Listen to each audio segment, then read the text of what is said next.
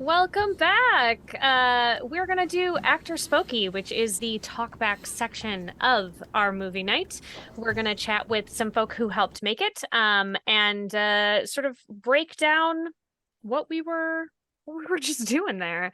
Um, I'm gonna go around the table before we get too far into it, and have everybody introduce themselves and how they were connected with the project this time. So I'm gonna start over with Mike. Hi, I'm Mike Boozer. I am the DM for this episode, and that's my role. Cool. Steve. Hello, Steve Conrad here. You can see the name and what I do. My job is to translate Mike into English, I guess. Yeah, I mean, you did an admirable job. Also, calling out, it is Steve's birthday today. So everybody, Oh yeah. happy Yay. birthday. Birthday! Happy I'm not birthday! really 58, not really. I mean, I wasn't gonna call out the age, man. You could have said anything you I, Wow. wanted. you know what? I'm happy to wear it, whatever. Good. Yeah, you earned it for sure. Gonna hop over to Tanel. Hi, I'm Tanel Lovett. I'm the artist for World of Chaldea, and all these backgrounds, all the illustrations, all the backgrounds in the movie, and the graphics and signs, including the overlay for all of this. Yeah. So, In Yeah, if fact, it's graphics, she does it. yeah, and Marcus isn't even here. He is an illustration that Tanel did earlier. Entirely. Like Yeah. I feel so lifelike. You can't even Yeah. tell. Like this is amazing to know. You've really outdone yourself this time. Really amazing. Yeah, my name is Marcus. I do a lot of stuff here at Chaldea, but this time I was the surly barkeep of the episode. So I'm happy to be here and with y'all get to watch this again. Yeah, that wasn't actually written into the script. Marcus just showed up on set that day and would not leave. Yeah, I was a little belligerent. I'm not gonna lie. Yeah, I mean, it worked out. Yeah. Just point the cameras at him. Yeah. It's probably fun. And I'm Sarah Moore, and I do a lot of things in Chaldea, but for this particular one, I was my recurring role of Beatrice the Sword, who just will not stop talking. The best. One of the questions I have about tonight. Now, so normally we have our series are usually 6 cycles. We have much longer time to be able to tell a story. Mike, how is it for you to have to adjust to a single session? Yeah, it's a one-off, so you kind of have to make it sing and have a punchline at the end and make it look, good for it. But it I think we're lucky in that we have a through story with Beatrice and trying to find the bow that was going on in the previous 6 episodes, and kind of that carried through. So it seemed pretty obvious to try and get that going with them. So it was pretty easy to do. Just wanted to make sure it's a one-off, so it wanted to make sure it standed on its own.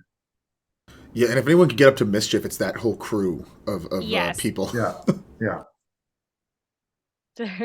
You almost don't have to do too much with that group of role players. You just kind of like gently Yeah, place a scenario in front of them and then just like slide back out of the way and it'll Yeah, yeah, they find a way. They find a way to get themselves in trouble. It's really good. As a DM, that's awesome. When you find a way to like really cause your own problems, then it's really nice.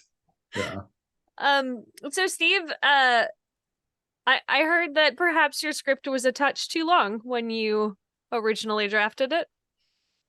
Well, which is almost always the case. The interesting thing this time was that there was a lot of role playing. There was no fighting, and Yeah. fighting takes up. Well, everybody who plays D&D knows that, dice rolling and moving figs and all that sort of stuff takes a long time. And so we cut that section of the fighting down into a script to very, very quick. So this was actually wall-to-wall role playing. So when I got I get the video and I translate it into text. And anyway, I look at it and go, oh my God, this is really long. And Yeah. there's a lot of goodness in there. I always try to mine the little morsels of goodness. And I'm like, oh my goodness, I'm really going to have to. I mean, Megan shape changed 4 times in the RPG session. Yeah. She started off as a cat, and then she went outside and came in as a little child, as a homeless kid, and then got kicked out, and then came back in as a warrior gal, and then left. And when they went to the green, was a dog. And so I put two of them in, and then haven't had to cut that down. But yeah. So yeah, this one was longer, and Peter was like, "Yeah, too long, Too much." Well, I mean, the thing is, we always say it's the Actoroke way. We got to do everything fast. Well, we have to film everything in one night. Yeah. People who do filming, they do it over weeks or months even. One night, we have like 3 hours, and Peter's like, "Oh my God, it Yeah. took 4 hours last night." The conventional wisdom when you are shooting a script is that it's like 1 minute of screen time per hour of shooting. And that's just like not the case for us because how long was the script? 23 pages, 24 pages? Well, 22. Yeah. Yeah.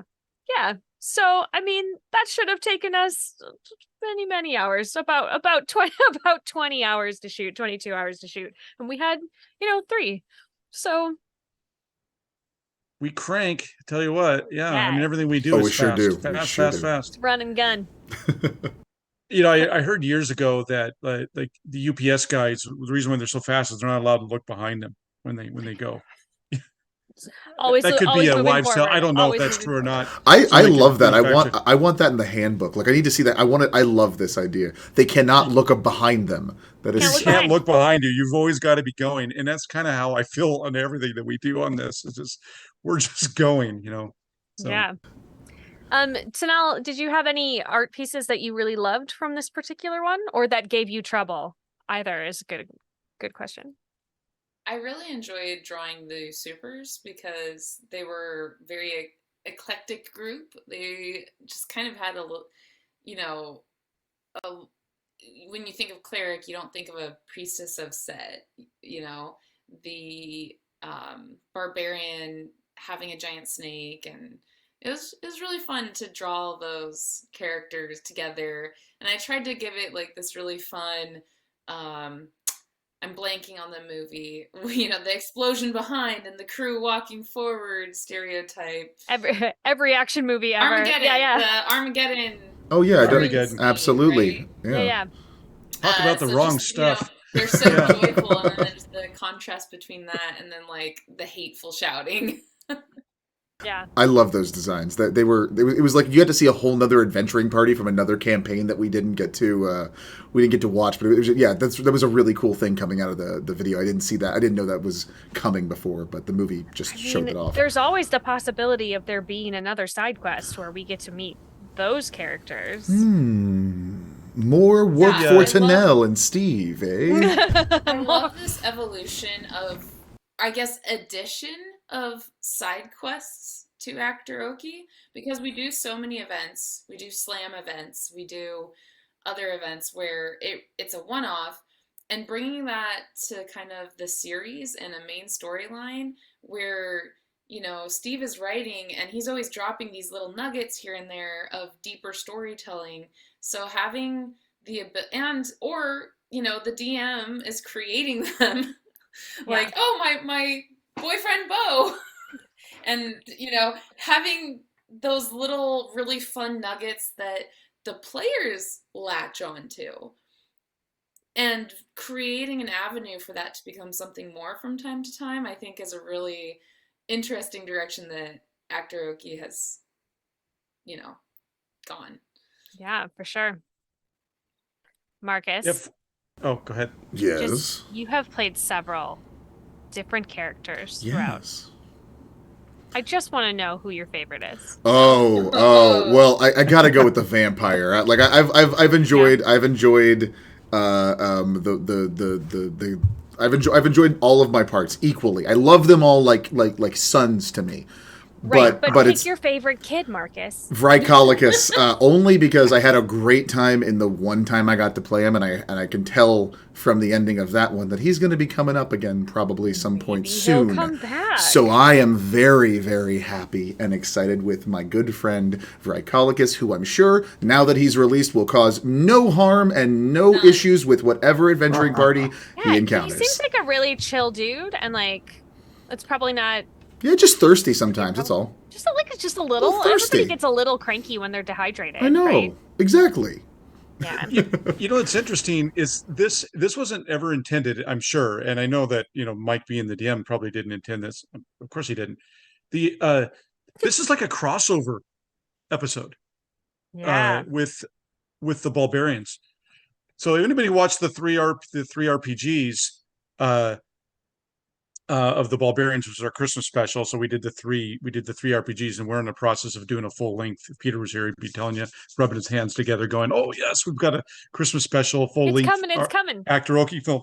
I'm currently writing, but I actually switch back and forth between writing the two different scripts at the same time, and so Redarno is outside the Vim and Vigor in both, actually in both uh episodes. Anyway, Oh, that's cool. Can we just call out how great Scott C. Brown was?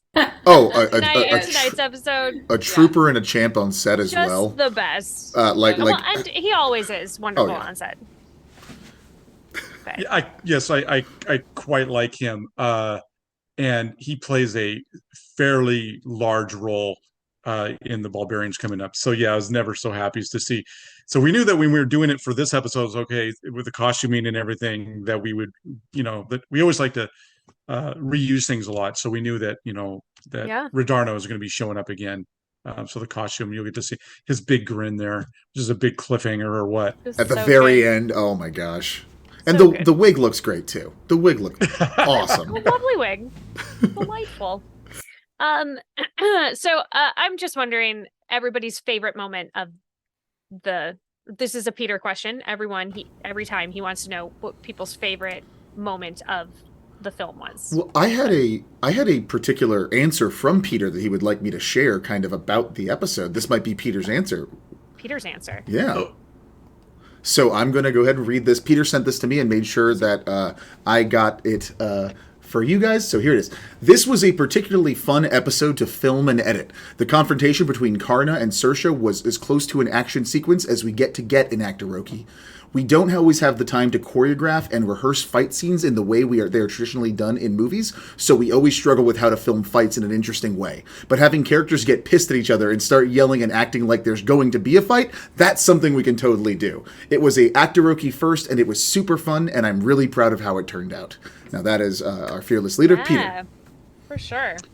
Well, yeah, he said the same thing to me, and I remember saying, "Well, yeah, you're right. Whenever anybody who's ever fought Sarah's season, we always there's a flying shark in one of your episodes. Yeah, we couldn't find a person to cast for that, which was unfortunate because we could have gotten Left Shark or somebody to come in. It would have been funny, but anyway, so we always cut to art. Whenever there's fighting, we cut to art. Somebody's getting eaten inside of a T-Rex mouth, we cut to art. And so he's right. We did never actually ever in Actoroke seen, animosity by two different actors at the same time, which is fun. Yeah. It lent a lot of good energy to the show or to the film. Yeah, we should. But good note for future DM sessions of just have people yell at each other a little bit. It's great on set. Get into it. Have some words. Well, it's funny because almost the bartender turned into sort of this angry New Yorker.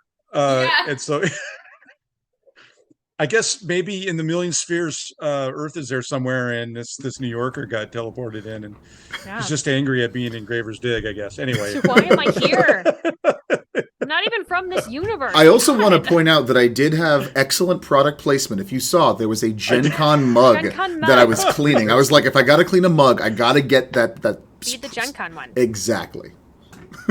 Yeah, that was pretty funny. Actually, I think my favorite scene is, in the RPG session, and it translated really well to Steve's script, is that they kept on doing things in the bar, and the bartender kept calling him on it, saying, "You can't do that here. You can't turn into something. You can't cast that spell. You can't do this." So Steve has that sign. No spellcraft. I love that sign. That all translated really well. It was and it was a classic thing for me. It was the classic thing in D&D. You go into a bar, it's what can you do? It's you're probably not allowed to kill people in it, or cast spells, or turn into other things, or cause commotions. So that was I kind feel of like we should definitely get a print of that no spellcraft to hang up on the Chaldea set somewhere. Yes. It should Yeah. be on the wall. That wouldn't make a Yeah, bad well, Camille, you shirt heard that, either. right? Yeah, for sure. Yeah, that would make a great shirt with Archibald, Andy. We should. Oh my gosh, what if we printed that shirt next summer when it's too hot? He has to wear that. That's the shirt. one that he has to wear. Yes. Yes. Just have it on set all the time. Oh, he would love that so much. I think my favorite line or moment, I don't know why this just keeps standing out to me because I mean there was a bunch of funny moments, but this one just felt like I felt like I put myself in that moment because it was such a mood. Is when Saoirse's sitting on, I think it was sitting on the couch. It happened a couple times, but the first time when she's just caught off guard and when she's supposed to respond and instead of some sort of long witty response, it's just what anyone would do. It's just And that was and I'm Lexi. like, that I relate so much.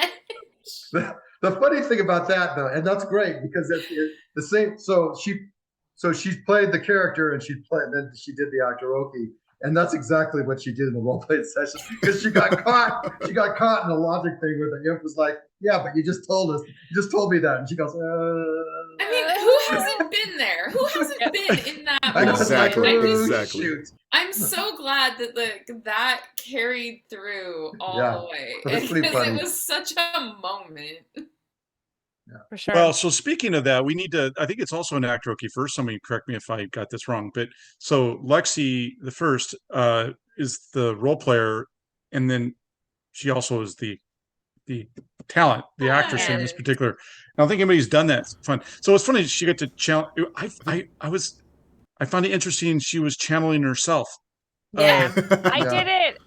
I did it in a slam where I played the RPG character and then I played. Oh, And I okay. think Javion might have done it once, but it's very, very rare in Actoroke to have the player do the same part. Do the And same part. Lexi just knocked it out of the park. Like that was Yeah, fantastic. Yeah, She Lexi, was- if you're listening, Peter didn't. Yeah, he We said, love you, well, Lexi. yeah, Cool. he said And it's like, oh yeah, I would hire her to in any role. So Yeah, to come he was back. super. She Yeah, was great. I'm curious because I know that she talks to Anne, so I wonder if she talked to Anne a bit about the character at all because like they mesh so well on Saoirse. Yeah, I don't know. Well, and we'll never know until Lexi tells us in the chat or text me Okay, later. Lexi, keep your secrets. You too, Anne. Right. She'll tell me later, and then I will tell everyone in this call, but the audience won't know because I can't call everybody individually. I can try though.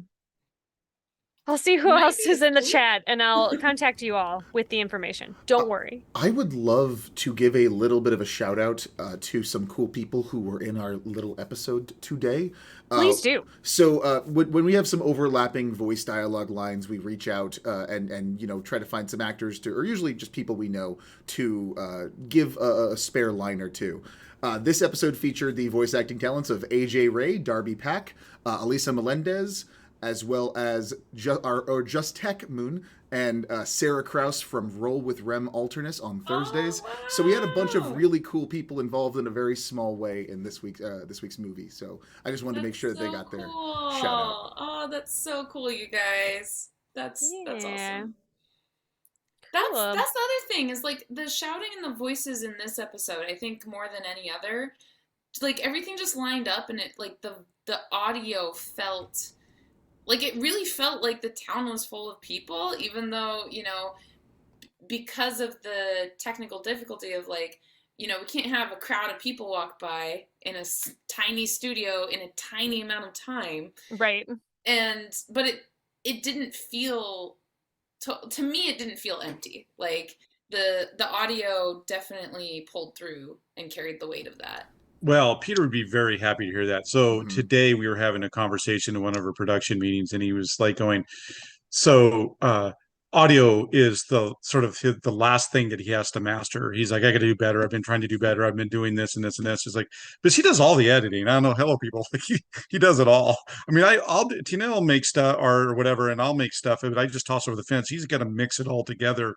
He's like, and so the audio is the one that he's been working on a lot lately. So that would make him feel really good hearing that you like the audio is getting better. And the audio is definitely getting better. If everybody remembers back to like series 1 when we were doing it on Zoom and it was just not good. Anyway, we had fun. I mean, every time we do something, I feel like we're able to upgrade some piece of it.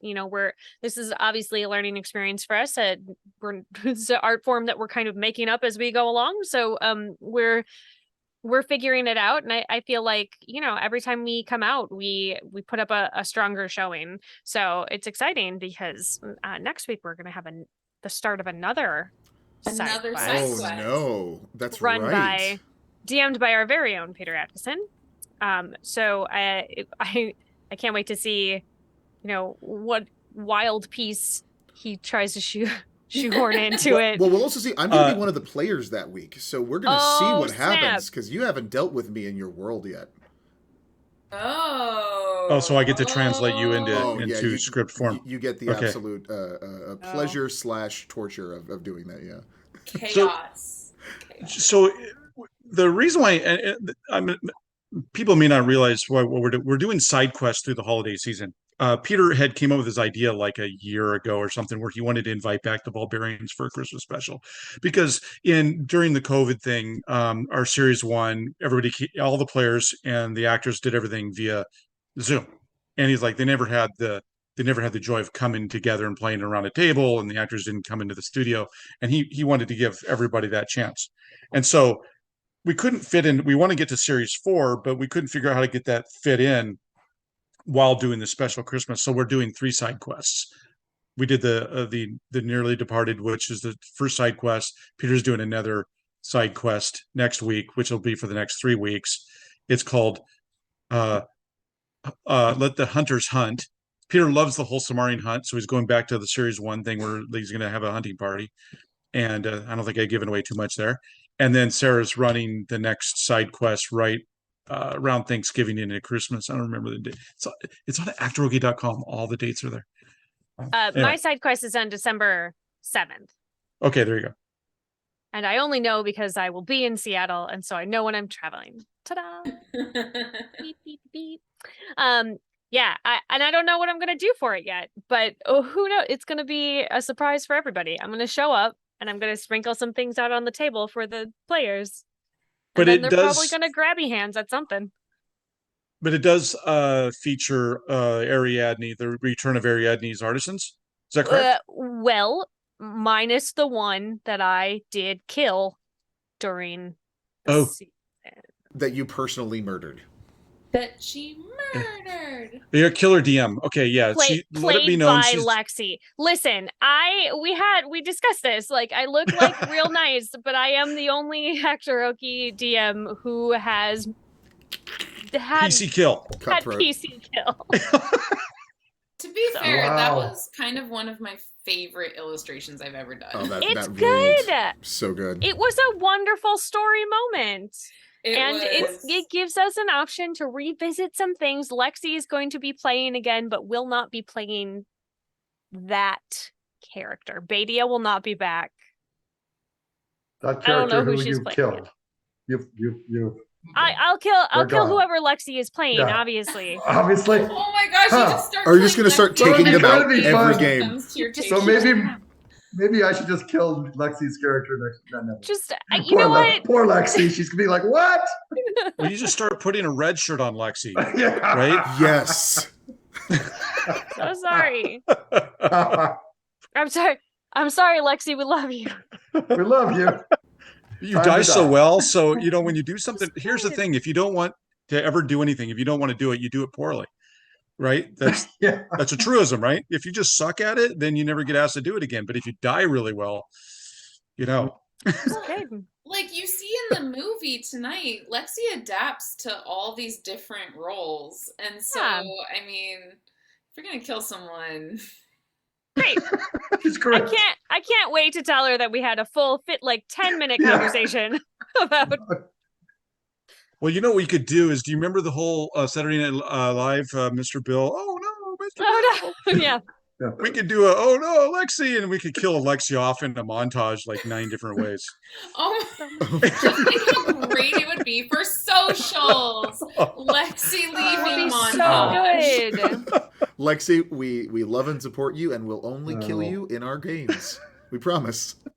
And only with consent. I Yes. did ask her beforehand if it was okay if It is a if game. we killed off her character, and I got the It's a thumbs game. up. So, anyway, that was a fun tangent we all went on. Yeah. Side quest. Side quest Little for side quest, our Actorspokee side quest. Do we have? Is there anything anybody else would love to share about this particular side quest before we wrap up for the evening? Well, I did share in the RPG session, so I guess I can share now. Steve, Peter gave me permission that these characters are coming back in the new year. Oh, Series 4. In series 4. In starting case in the really January, big, yeah? in case the really big cliffhanger wasn't any sort of like Yeah. Yeah. Yes. hint. Right. No clue. Right. Yeah. There's a big cliffhanger moment. So yeah. So I series would 4. like to give a side quest to the characters in series 4 to get Beatrice out of the sword. Ooh. That's that you never know. I don't know. Are they going to do that? Do they want to? I We'll mean, see. what happens if the sword and bow touch? Like, that's what I want to find Ooh. out. What Like, happens if the sword and bow touch? That's what Is we call it smooching. like, Smooching, Smooching. weapon kissing. Only the DM knows for sure. well, it's like that spell, there's like that classic fairy tale spell where the True lover's love's first kiss. Sure. And it's like, but yeah. where it's like, do you remember what I'm talking about? Where there's like one's a hawk, one's a wolf, or something. Oh, yeah, like that's, that, by day and That's night. Lady Hawk. Lady Hawk. Lady Hawk. Classic. Yeah, What? and so like there's like just that one moment of transition where they get to see each other as Yeah, sundown, sunset, sun and sunrise. Yeah. you know, kind of like that, where they're weapons and like they finally Sunrise. get to like see each other if they touch. I don't know. Who I knows? like this. We'll It see. is. Would be an expensive proposition. We're gonna figure it out. Who was Hugh's voice? Oh, that was the oh my gosh. Dylan. Oh, yeah, Dylan, who- yes. Oh, Dylan. Yes. Yeah, Dylan did it on set for the script read, and it was so funny. So we were just like, take it. Same We're thing with just Spitz. keeping ya. I think Spitz was the Oh, same yeah. thing. In the table read, it was funny. It's like, oh yeah, we need you to do it. And he was on it. And, oh, by the way, it needs to be French, and he just went with his Just did heavy it. French. Yeah. And we're like, oh, okay, yeah, Yeah. you're it. Well, all right. I guess you have gotten the job. Good job. Yeah, neat. Cool. Even if All your right. character dies, you might have an NPC that you can play through the through line. Yeah, what's up? So the last thing, I think one of the last things about Actoroke is kind of interesting. So Mike said these the players will be returning. We're also going to be doing something new. We're finally starting to feel comfortable with what we're doing with Actoroke. And when we initially started this, Peter goes, I don't know if this is going to work, man. We'll do it for 6 episodes.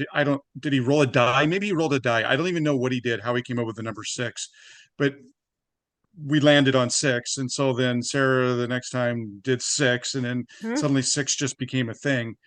And so the thing is, when you do 6, you're kind of limited, right? You're kind of like, well, you have a beginning and end, and the bookends are very close together. And, so we decided, well, maybe in series 4, it's just going to go It'll just go until the story is done. until the story ends. I mean, the story may end on 6, great, or 5, Right. or maybe 9. Yeah. And we honestly have no idea. This is actually going to scare me more as the writer, because, Uh-oh. well, I always say it all the time when I'm watching the game. Like I'm kind of half listening to the story, and I'm half trying to figure out, oh my God, how are we going to do that? Mhm. Well, like Megan constantly shape changing, going, okay, you realize we don't have like Hollywood money here, right? Come up with some clever way. How do we do I this? really like our little shapeshift icon.